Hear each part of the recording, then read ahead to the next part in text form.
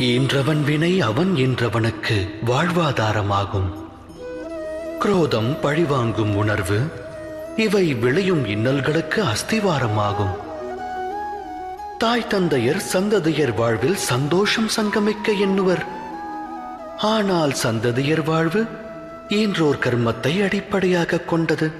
அமிர்தத்தை வழங்க எண்ணலாம். அடிப்படை விதி தவறினால் அது ஆலகால விஷமாகும்.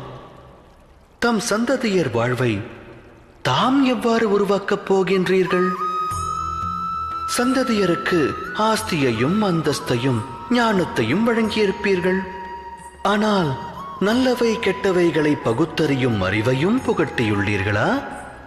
அவ்வறிவல்லவா சந்ததியின் கர்மத்திற்கு அடிப்படை. மானிடர் மானிடரோடும், சமுதாயம் சமுதாயத்தோடும், ராஜ்யம் ராஜ்யத்தோடும் போரிடுகிறது. இவை முன்னோர் வினைப்பயன் அல்லவா? குரோதம், மரணம், குருதிப்புணல் இவை அழிவை விதைக்கும் விதைகளாகும்.